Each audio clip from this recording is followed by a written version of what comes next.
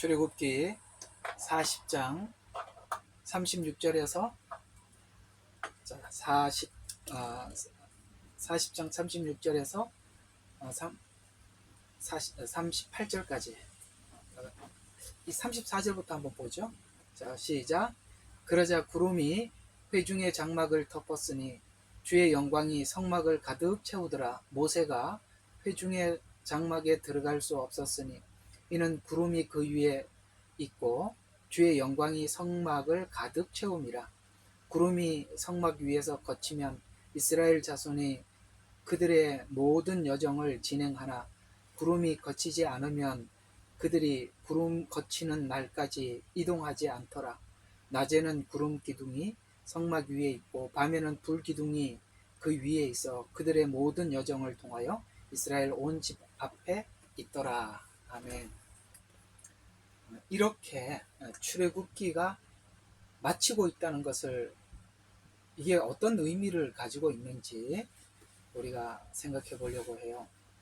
출애굽기는 여러분 아시다시피 이스라엘 백성들이 애굽에서 나온 일정부터 기록을 하고, 그 다음에 출애굽기는 가나안 땅에 들어갔더라라는 이야기로 끝나는 게 아니라 성막을 건축하고 그 다음에 하나님의 영광이 성막 위에 임재하는 것으로 출애굽기가 끝을 내고 있다는 것에 주의해서 보셔야 할 필요가 있고요.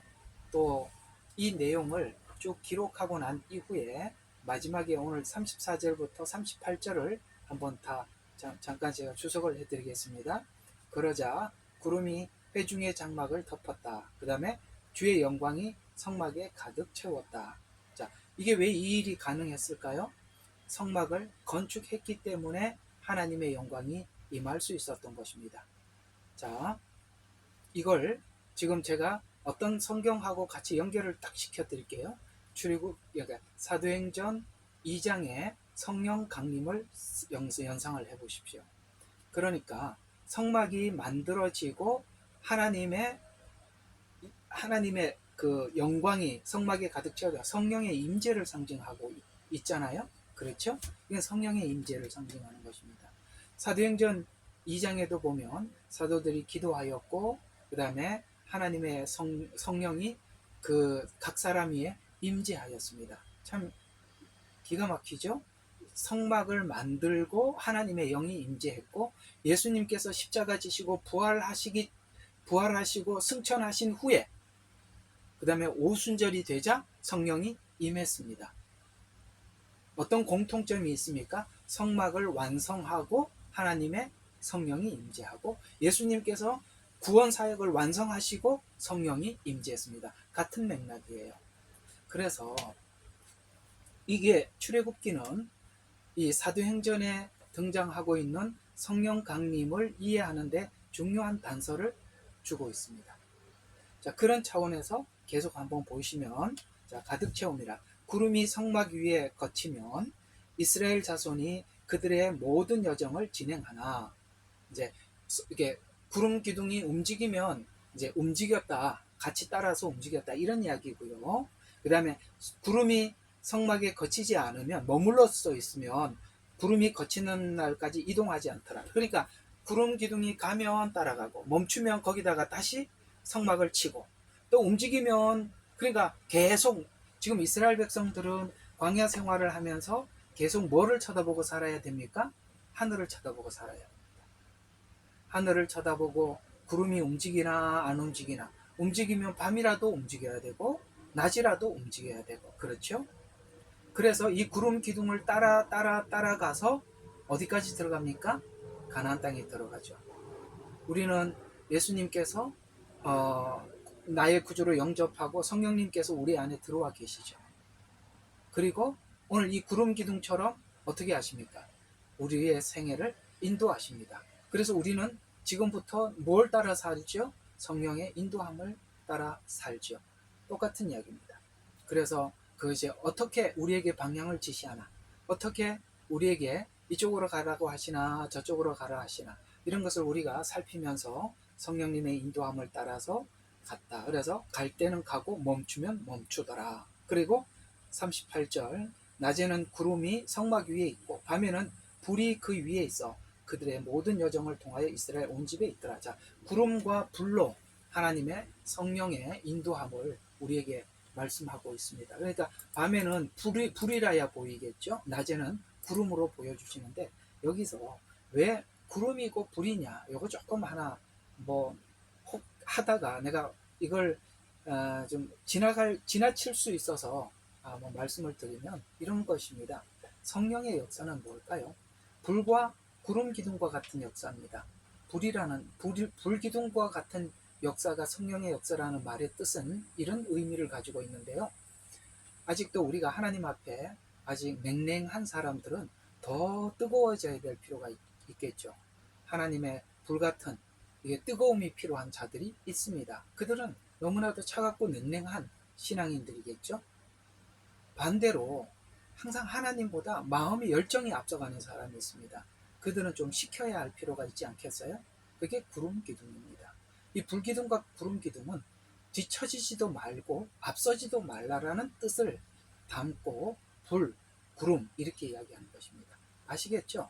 네, 내가 혹시나 이거 뭐 그냥 잊어버릴 수도 있어서 이게 여기 있는 김에 이 뜻을 여러분들에게 한번 잠깐 언급을 해서 말씀을 드렸습니다. 자, 그러면 오늘은 이 성막에 대해서 이제 성막이 왜 어떤 의미를 가지고 있는가, 아직 이제 성막에 들어가지는 않습니다. 성막에 대한 개론인데요. 오늘 이제 금방 읽었던 말씀처럼 성막에 성령의 임재로 이곳에 하나님의 임재가 있었는데요. 성령 강림은 하나님께서 각 사람들 심령에 직접 임재한 것으로 간절히 우리 모두가 기다려온 약속이죠. 구약에 보면 하나님께서 크게 예수님께서 이 땅에 오셔서 우리를 구원하실 것에 대해서 약속을 하셨습니다.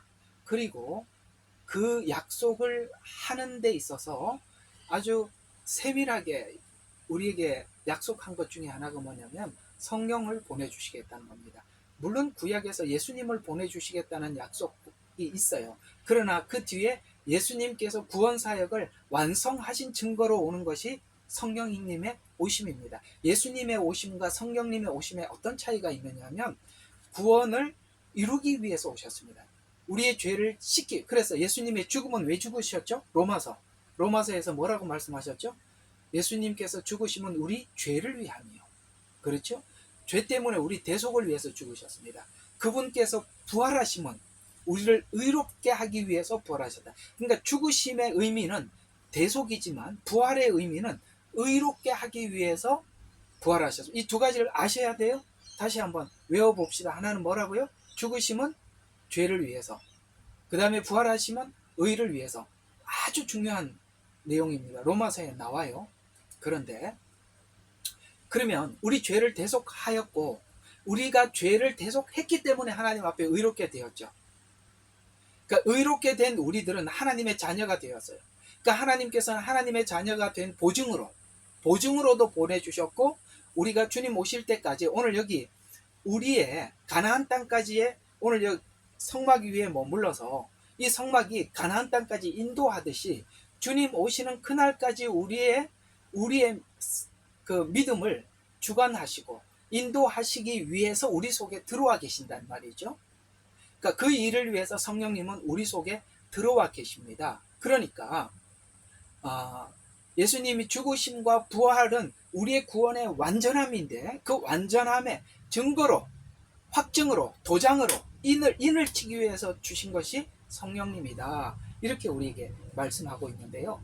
이 예언이 구약에 많이 나와 있지만 신약에 이 예언을 가장 많이 인용했던 성경이 있어요. 신약에서 이 예언을 가장 많이 인용했던 성경이 있어요. 그게 시편 110편입니다. 자, 우리 시편 110편. 이 시편 110편은요, 히브리서에서, 마태복음에서, 그 다음에 어디죠? 이게 이 성경을 굉장히 많이 인용을 했어요. 읽어보면 이 구절이 굉장히 여기저기 참 많이 나왔지라고 여러분 굉장히 익숙한 성경 구절일 겁니다. 우리 110편 우리 다 같이 한번 읽어봐요. 읽어보면 여러분들이 많이 읽었던 이야기일 겁니다. 시작. 주께서 내 주께 말씀하시기를 내가 내 원수들을 내 발판으로 삼을 때까지 너는 나의 오른편에 앉아 있으라 하셨나이다. 주께서 시온으로부터 주의 능력의 막대기를 보내시리니 주의 원수들 가운데 다스리소서. 주의 권능의 날에 주의 백성들이 아침의 태로부터 오는 거룩함의 아름다운 것들 가운데서 자원하리니 주께서는 주의 젊음의 이슬을 가지셨나이다. 주께서 맹세하셨으니 후회하지 아니하시리라. 너는 멜기세덱 계열에 따른 영원한 제사장이라 하셨도다. 이거 히브리서에서 읽어보셨죠? 자, 그 다음에 주의 오른편에 계신 주께서 그의 진노의 날 왕들을 쳐부수리로다. 그가 이방 가운데서 심판하실 것이요 시체들을 그곳에 가득 채우시며 여러 나라 머리들을 상하게 하시리라. 그가 길에 있는 시냇물을 마시리니 그러므로 그가 머리를 드시리라. 와, 이거 어떤 이야기냐면 이 절수가 몇 절밖에 없어요. 7절까지밖에 없거든요. 근데 이 7절까지밖에 없는데 다윗이 복음 전체를 예언한 겁니다. 복음 전체를. 우리 찬송가를 보면 대부분 찬송가 구절이 어떻게 되어 있나요? 이렇게 되어 있죠. 예수님 초림, 그 다음에 우리가 복음을 받아들여서 주님을 따라감, 그 다음에 주님께서 약속한 재림, 기다림, 이렇게 되어 있거든요. 자, 첫 번째 소절은 대부분 뭐냐면 주님이 이 땅에 오셔서 우리를 구원하셨습니다. 그러므로 우리가 주님을 따라가겠습니다. 마지막에 뭘로 돼요? 주님 다시 오시는 날 우리는 영원히 주님과 함께 할 것입니다. 이게 찬송가의 기본 패턴이에요. 이제 이게 찬송가의 가장 기본 패턴이니까 이제 여러분들이 찬송가를 한번 앞으로 보시면 이 패턴으로 찬송이 지어져 있음을 보게 될 것입니다. 이 110편이 그런 내용과 같은 이야기예요. 한번 이 내용이 왜 그런 이야기인지 한번 봅시다. 110편 1절 한번 봐요.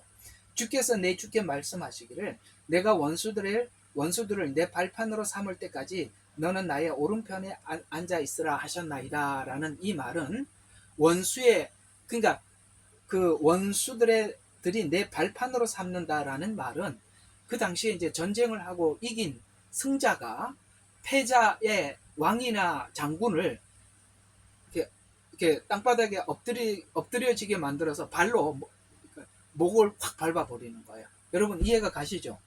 뱀을 이렇게 밟듯이 그 상대방 장수의 발을 밟아요. 그 얘기입니다. 그러니까 주께서 내 주께 말씀하시기를 내가 내 원수들을 내 발판으로 삼을 때까지 내 오른편에 앉아 있어라. 여러분 원수들을 발판으로 삼을 때까지 그 밟을 그때가 언제죠? 언제 이 일을 할 수 있었을까요? 바로 예수님께서 십자가에 죽으시는 그 사건이 예수님께서 십자가에 죽으신 사건이 마치 오늘 이 창세기 3장 16절인가요? 거기서 예언한 것처럼 여인의 후손인데 뱀의 머리를 밟을 것이요라는 이 말이 여기 원수들을 내 발판으로 삼을 때까지라는 말이 그 말입니다. 이해가 가시죠? 그러니까 예수님의 십자가의 죽음이 뭐라고요? 우리 죄를 대신하시기 위해서 죽으셨다고 했어요. 그래서 대속해서 더 이상 사단은 하나님 앞에 우리 인간의 죄에 대해서 고발할 권리가 없죠. 왜? 대속하셨기 때문에. 부활하셨습니다. 그런데 우리 믿는 모든 사람들이 하나님 앞에 의롭게 되었어요. 그래서 이제는 하나님이 의롭다고 하였기 때문에 누가 정죄하리요? 이렇게 말했단 말이죠. 그러니까 사단이 더 이상 정죄할 수가 없게 되었어요. 그러니까 사단은 이제 어떻게 됐습니까? 그야말로 패자가 돼서 여인의 후손이 이제 그대로 이제 풀이하면 그러니 여인의 후손인 예수님께서 오셔서 그의 대가리를 목을 밟고 있는 거예요. 지금 다윗이 하나님 앞에 밧세바와 간음하고 난 이후에 죄를 용서받을 것에 대해서 하나님으로부터 약속을 받는 이야기거든요. 오케이? 약속을 받는 거예요. 그런데 그 완전한 회복이 언제 일어날 거다? 예수님 초림을 통해서 그 일이 일어날 것이다 라고 약속을 받는 그 약속이 오늘도 저와 여러분의 약속이 된 것이죠. 이해가 가셨죠? 네. 그 이야기가 되는 것이고요. 자, 그래서 계속 한번 2절 한번 보세요. 2절은 무슨 이야기일까요? 한번 보십시다. 주께서 시온으로부터 주의 능력의 막대기를 보내시리니 주의 원수들 가운데 다스리소서. 다스린답니다. 아까 1절은 뭡니까? 목을 밟았어요. 2절은 다스린다고 합니다. 그리고 주의 능력의 막대기를 보내시리니 주의 원수들 가운데 다스리소서. 이거 언제 일어나는 일이죠? 천년왕국이죠. 그러니까 이 한 절 앞에 있는 앞에 절은 무슨 이야기? 초림 이야기예요. 그리고 2절은 어떤 이야기입니까? 재림 이야기예요. 다스리는 거예요. 그러니까 지금 다윗이 하나님 앞에 죄의 완전한 용서에 대해서 약속을 받았는데 어떻게 받? 110편으로 받은 거예요. 그가 오시면 죄를 용서하고 그가 오시면 다스리게 될 것이다. 자, 근데 이 3절은 여기 제가 이제 여러분 못 보게 딱 감춰놓고 3절 이 3절이 기가 막히는 이야기거든요. 여러분 개역개정책 가지고 있는 분들 계시면 110편 3절을 누가 한번 읽어주시고 제가 먼저 이 킹제임스를 한번 읽어드리겠습니다. 주의 권능의 날에 주의 백성들이 아침에 태라고 했습니다. 태, 새로움이래요. 어떤 태? 어머니의 태에서 태어났듯이 태에서 태로부터 오는 거룩한 아름다운 것들을 태에서 거룩한 아름다운 것들에 대해서 자원하리니 요 이제 자원이라는 말 또 기억해 주세요. 자, 주의 젊음의 이슬을 가지셨나이다. 자, 개역개정 읽어봐 주세요. 누가?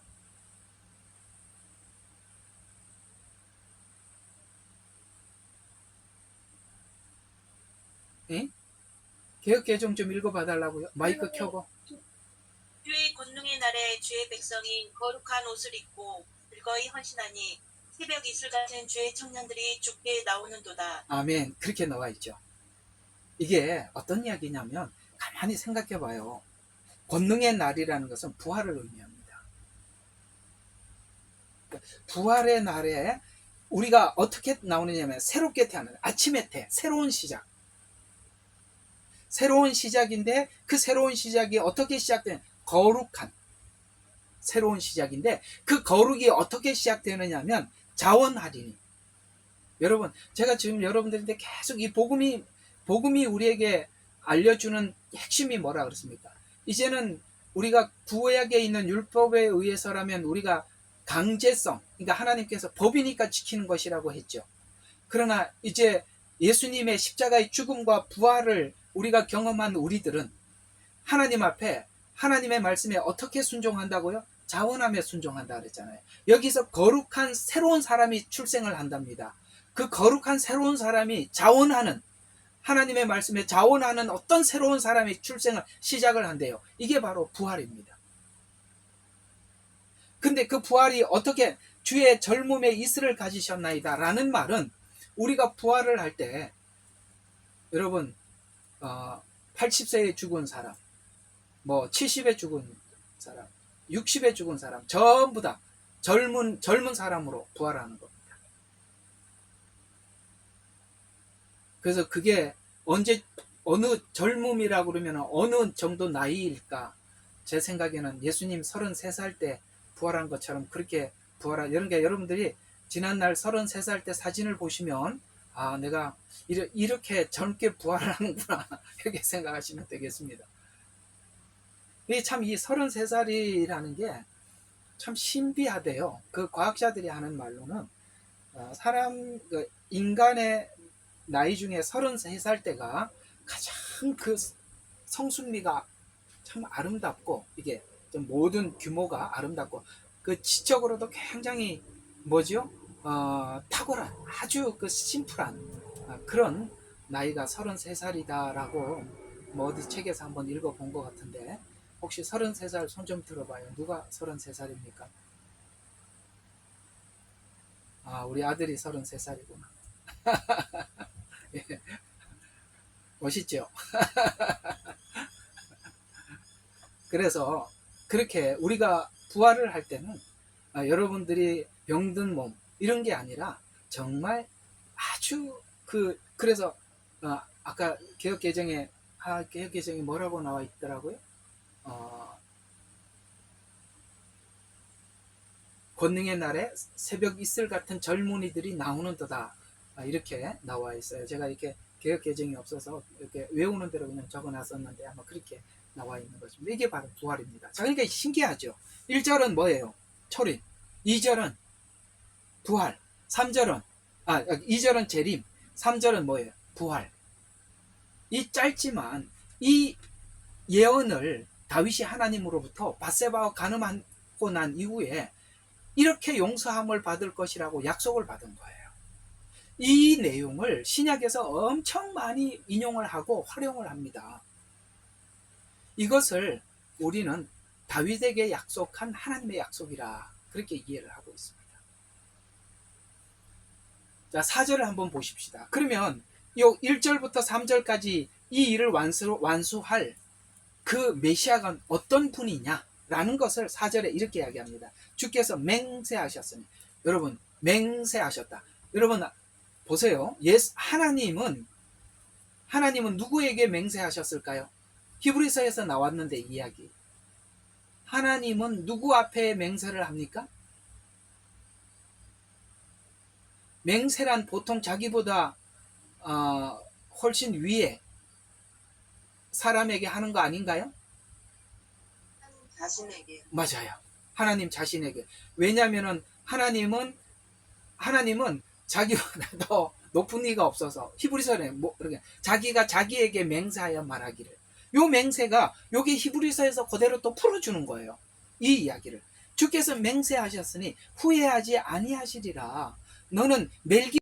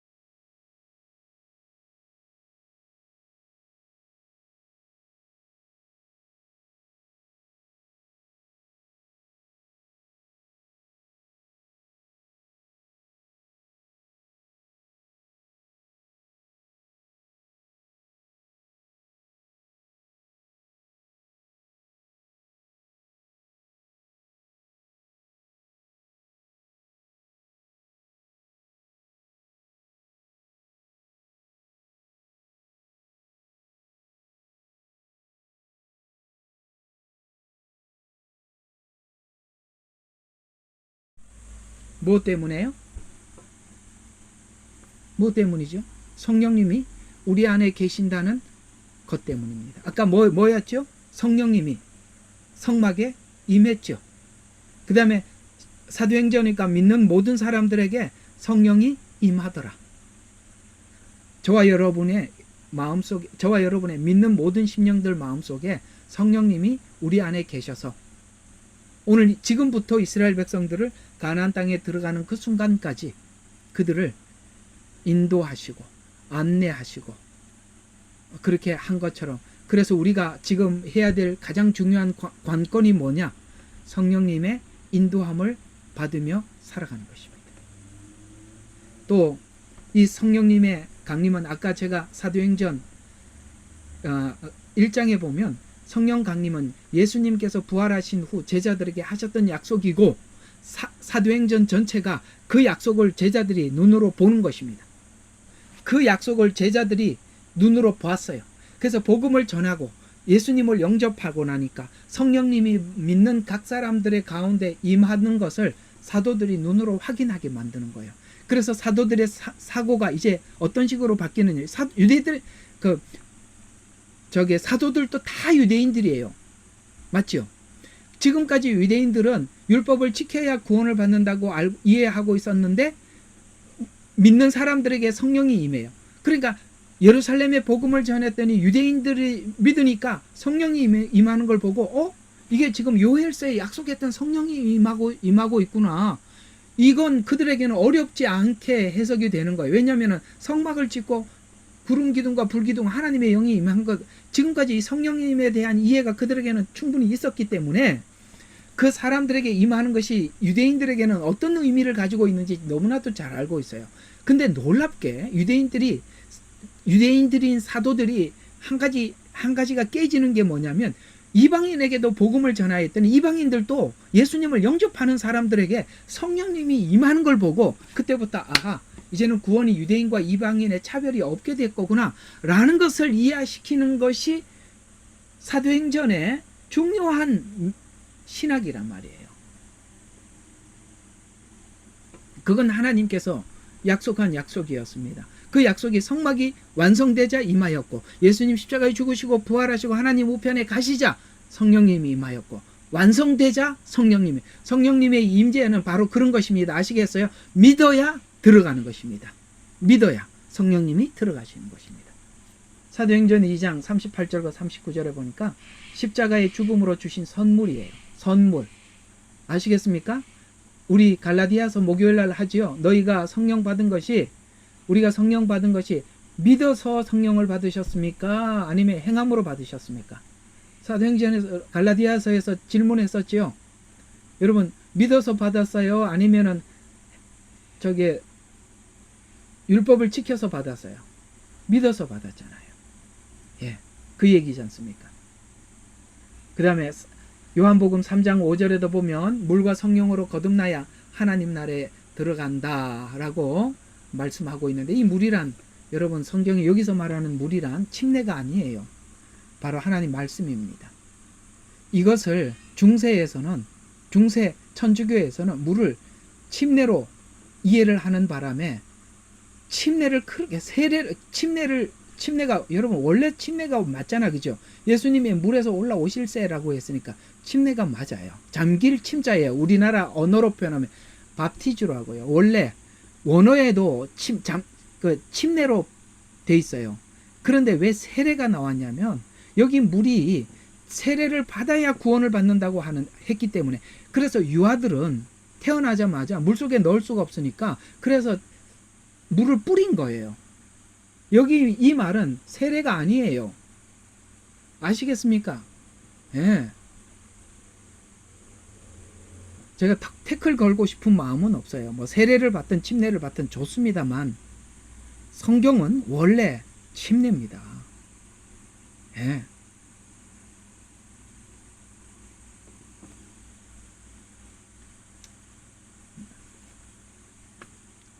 알았습니까?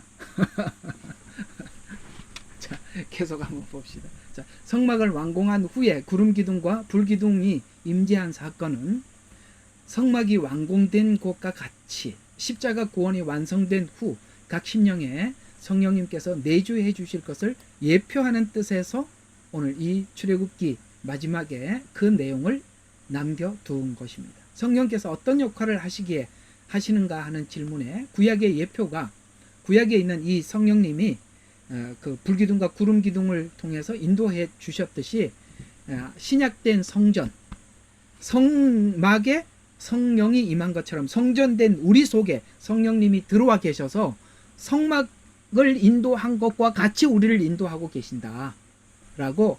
그래서 성령님이 우리 속에 들어와 있는 모든 사람들에게는 누구나 부인할 수 없는, 내가 죄를 지으려고 그러면 성령님이 마음속에서 뭐라고 그러세요? 죄 짓지 마라. 그건 하나님 기뻐하지 않는 거다. 분명히 말을 한단 말이에요. 이거 없을 수가 없어요. 성령님이 계시는 분들은 반드시 일이 있어요. 죄 지으러 가려면 아니야. 그거 하나님이 기뻐하지 않아. 돌아서. 이런 얘기를 한단 말이에요. 뭐가 의로운 일인지 그걸 이야기해 준단 말이에요. 심판에 대해서도 말해 준단 말이에요. 아시겠습니까? 성령님이 계시는 사람들에게는 이 일이 내 속에서 항상 일어나고 있다는 것에 대해서 모두 공감할 수밖에 없지 않습니까? 그래서 성령님은 죄와 의와 심판에 대해서 말해줄 뿐만 아니라 성령의 열매를 맺을 수 있도록 성령님이 인도하고 계십니다. 공감하시죠? 자, 그 다음 네 번째로 이 성막을 통해서 하나님께서 우리에게 전달하고 싶은 것은, 복음을 전파하는 자들은 성막을 모르고는 성경 내용이 뭔지 모르게 돼 있어요. 뭐라고요? 성막을 모르면 성경이 뭘 말하는지 몰라요. 얼마나 성막이 방대한 복음을 담고 있는지 한번 보세요. 출애굽기에 성막 내용이요 13장이 들어가 있어요. 여러분, 이 출애굽기가 40장이 전부인데요, 여기에 13장이 13장이 전부 다 성막 이야기예요. 이걸로 끝나는 게 아니에요. 레위기에서는 더 많이 성막을 설명하는데 18장을 할애하고 있어요. 좀 빨리 더 해보세요. 민수기에서는요 13장이 성막 이야기가 들어가 있고요, 신명기에 4장이 들어가 있고요, 히브리서에서 4장이 들어가 있어요. 그래서 총 몇 장이냐면 50장. 한 주제를 이렇게 많이 다룬 내용이 없어요. 엄청나게 담겨 있단 말이에요. 왜 이 성막을 통해서 총 50장이라는 이렇게 방대한 장을, 이게 성경이 50장까지 있는 성경이 거의 없어요. 성막이라는 주제를 가지고 예를 들어 성경 한 권이 있어도 거의 이사야 성경의 방불한, 이사야서가 66장까지 있잖아요. 방불한 굉장히 많은 내용을 한 주제를 담고 설명을 하고 있다는 것은 성막이라는 이 작은 모형이지만 이 모형 안에 우리에게 하고 싶은 이야기가 너무 많다는 거예요. 그렇다면 우리가 성막을 모르면 최소한 성경이 뭔 이야기 하는지 모른다는 얘기가 되는 거예요. 맞죠? 50장을 모르잖아요. 성막의 50장을 모르면은 완전히 이거 뭐 모르는 거죠. 뿐만 아니라 법궤, 여기 이제 그 성막에 나오는 기물들이에요. 법궤나 향단이나 그 다음에 제단의 그릇이나 기구 등에 대해서 성경은 많은 곳에서 언급을 하고 있어요. 성막에 대한 내용은 너무 중요해요. 그 증거가 성막에서 차지하는 장수로 확인하는데, 한번 생각해봐요. 천지창조가 우리에게 참 중요해 보이더라도 이게 11장이 전부예요. 11장. 믿음의 조상 아브라함 이야기도 14장, 14장밖에 되질 않아요. 거기에 비해서 50장이나 차지하고 있기 때문에 그렇습니다. 성막이 왜 그렇게 많이 기록을 했냐 하면, 이 안에는, 성막 안에는 복음이 다, 이제 앞으로 하다 보면 전부 다 예수님 이야기예요. 너무너무 충격을 받을 만큼 이렇게 그냥 매일매일 놀랄 수밖에 없어. 와, 이런 복음이구나, 이런 이야기구나, 이런 얘기들이 담겨 있어요. 그래서 복음이 있고, 여기에 이 성막을 하고 나면은 신학을 배우려고 할 필요 없이 신학이 그대로 딱 정립이 돼요. 와, 신학교 4년 가서 그렇게 애를 쓰는데, 야, 이거 한 권만 봐도 우리가 기본적으로 탁 틀을 잡을 수 있구나 라고 할 만큼 조직 신학이 들어가 있고요, 교리에 대해서도 잘 설명이 돼 있어요.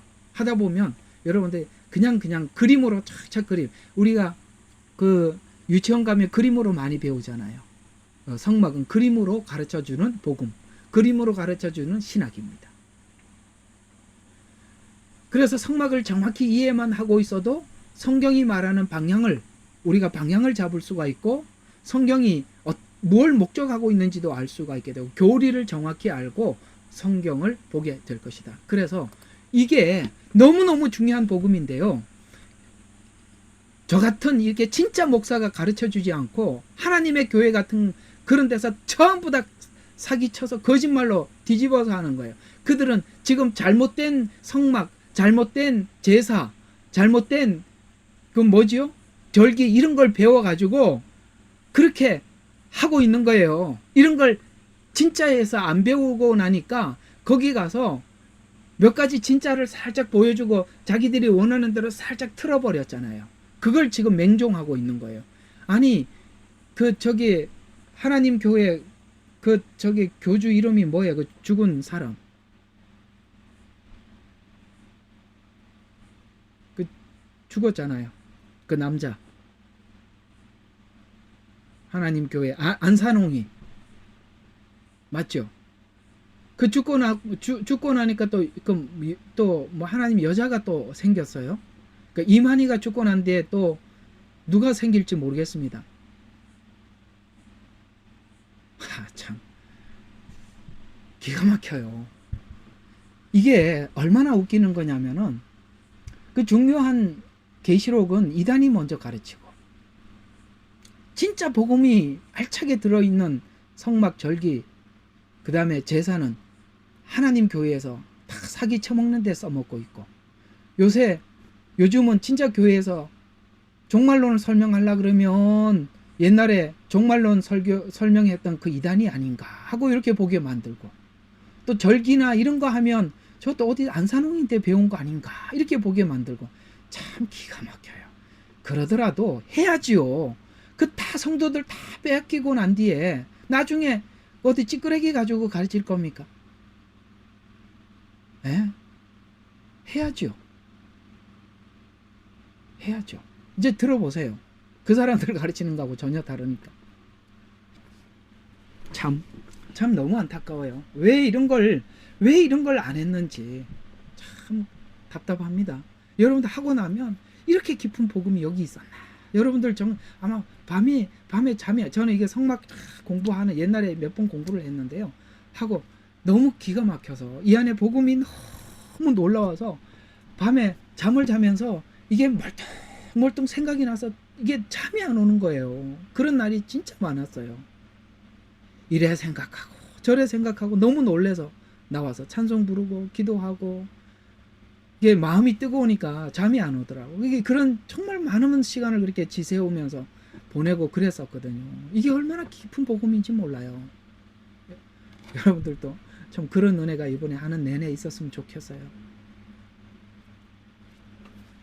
자, 그래서 또 신약의 이해 없이는 구약을 바르게 이해하기도 어려워요. 그러니까 신약과 구약은 짝이거든요. 여호와 책을 자세히 보라. 그 중에 빠진 것이 없고 빠진 게 없대요. 그 다음에 짝이 없는 게 없대요. 근데 이 짝이라는 것이 신약 안에서 신약으로 짝이 있기보다는 구약에서 신약의 짝을 잡고 신약의 짝은 구약에서 잡고 구약의 짝은 신약에 잡고 이렇게 할 때 신구약이 아울러져서 완전한 형상과 그림자를 우리에게 제공해 줄 수 있는 거예요. 아시겠어요? 신약에서만 자꾸 이해를 하면 우리 신앙이 반쪽이 돼버려요. 침례교회가 원래 신약교회라고 해요. 그러다 보니까 구약에 참 약해요. 근데 구약에서 확증을 해야만이 신약에 알고 있는 내용이 여러분의 것이 확실하게 여러분 것이 되는 거예요. 아시겠어요? 구약에 있는 것은 예표고 그림자기 때문에 실제를 봐야 돼요. 그건 신약에서 나오는 거예요. 이 두 가지가 확고하게 될 때 우리의 신앙은 누가 뭐라 그래도 흔들리질 않아요. 그래서 신약의 이해 없이 구약을 바르게 이해하기 어려워요. 또 신약과 구약은 상호 긴밀한 관계를 가지고 있어요. 그래서 예수님이 이런 말씀하신 거예요. 모세를 알면 나를 알았고. 이런 이야기는 모세는 모세 오경이에요. 그럼 나를 알았다는 이야기는 예수님의 생애에 살아생전 생애에 관한 이야기는 사복음서잖아요. 아시겠어요? 추워서 머리가 안 돌아가도 빨리빨리 굴리세요. 자, 예수님의 생애는 사복음서잖아요. 그러면은 예수님께서 오셔서 어떤 일을 할 것인가에 대한 가장 많은 예표는 모세, 창출 내민 신, 모세 오경에서 말씀하신 거예요. 그러니까 오경에서 예언한 내용을 역사적인 역사서를 통해서 예수님께서 그 역사를 쭉 지나오면서 실제 출상한 거죠. 그렇죠? 자, 한번 봐요. 창출 내민 신, 그다음 신명기 다음에 뭐죠? 요수아서, 사사기. 요수아서는 벌써 무슨 성경에 들어가느냐면 역사서에 들어가잖아요. 사사기도 역사서죠. 룻기도 역사서죠. 역사란 말이에요. 사무엘 상하, 역대 상하, 그 다음에 열왕기 상하도 전부 다 역사예요. 그러니까 쉽게 말해서 모세 오경은 예언이고 예표고 모든 복음을 다 예언한 거예요.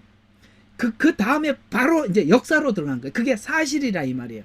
그 사실이라는 역사 속에서 실제 예수님이 오신 게 사복음서예요. 그렇다면 중간에 있는 역사는 우리가 그건 역사 속에 오셨구나라는 것을 분명하게 우리에게 심어준 거라면 예표로는 오경과 사복음서라 이 말이에요. 그래서 예수님이 모세를 알았더라면 나를 알았다는 얘기는 모세 오경을 모르면 나 모른다 이 말이 되는 거잖아요.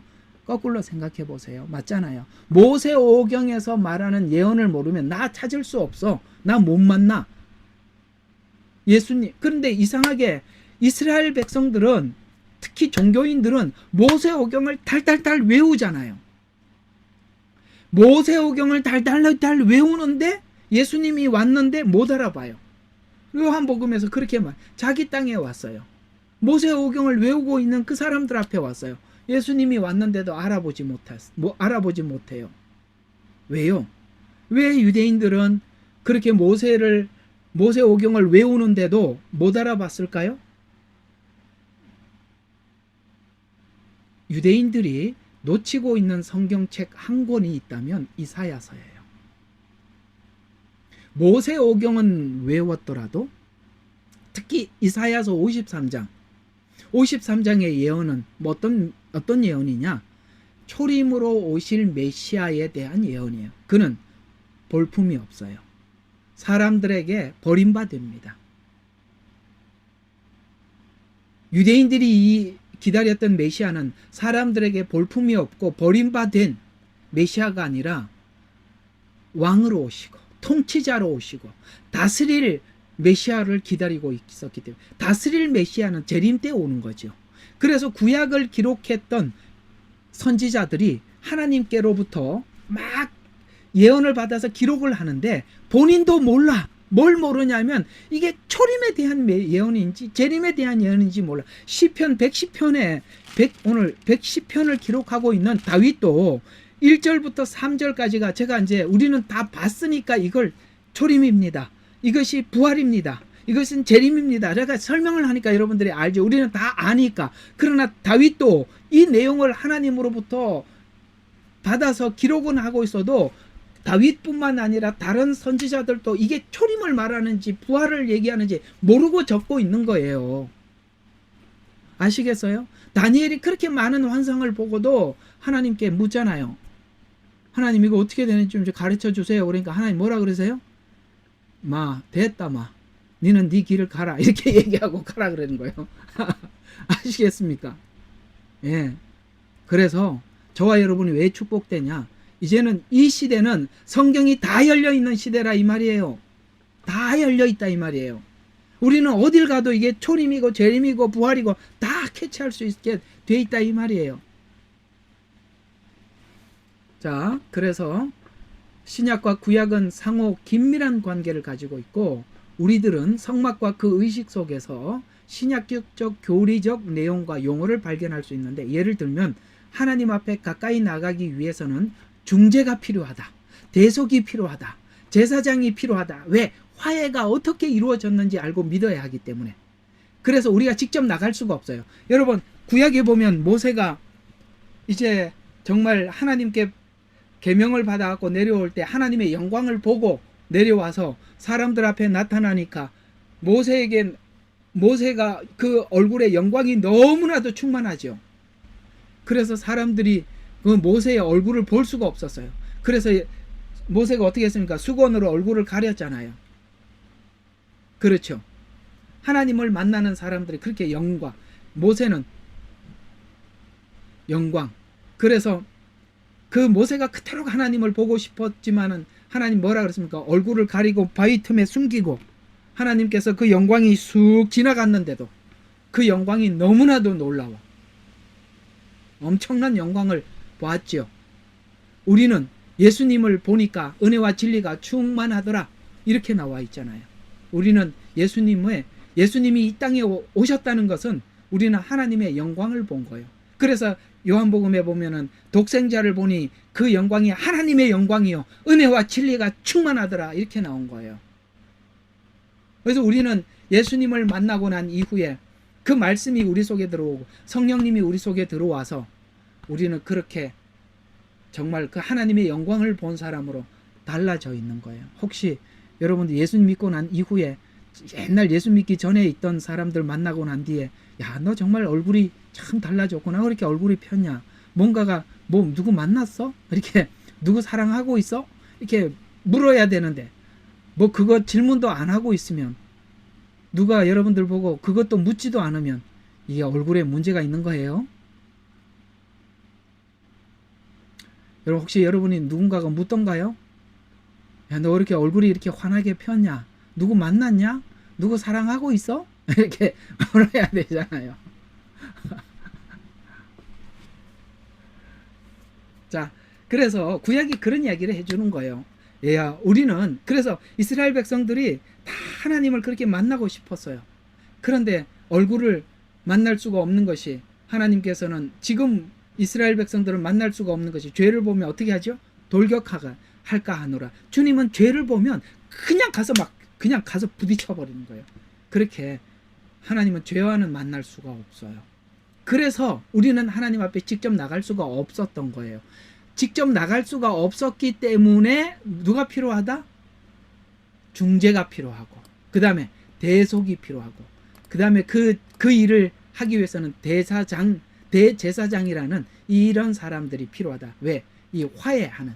그래서 예수님은 화해하는 화목제물이 되셔서 이 땅에 오셨고 저와 여러분에게는 화목하게 하는 직책을 주셔서 복음을 전파하라 라고 부탁을 하셨던 것이죠. 그래서 이 속죄의 복음이 되는 것입니다. 대속과 속죄의 복음으로 인해서 성결의 이유와 목적을 알게 되는 것입니다. 이 내용을 성막에서 가장 먼저 우리에게 설명했기 때문에 그렇습니다. 자, 이런 차원에서 자, 이렇게 제가 예를 들어서 성막이 이렇게 중요합니다. 이렇게 우리에게 소중한 복음입니다. 라고 여러분들에게 이렇게 소개하고 있는 중인 거거든요. 그래서 여러분 이 성막을 하면서 이 성막을 하면은 너무 많은 것이 정리가 되더라. 뭐도 정리가 돼. 복음이 말하는 방향, 목적, 교리, 그죠? 예수님의 어떠하심에 대해서 이 성막을 하면서 우리가 많이 배우게 된다라고 여러분에게 말씀 드렸어요. 이런 은혜가 성막을 하는 여러분에게 있기를 주의 이름으로 축원합니다. 성막을 해야 되는 이유가 아직도 몇 가지가 좀 더 남았어요. 이거 이제 다음 주까지 하면 아마 개론은 마칠 것 같아요. 이거 하고 이제 성막 안에 있는 명칭으로부터 이제 서서히 들어가서 여러분들과 함께 이 성막하는 내내 많이 은혜가 나누어지기를 바랍니다. 우리 오늘 같이 들은 말씀 기억하면서 함께 한번 기도하는 시간을 함께 가져보도록 하겠습니다.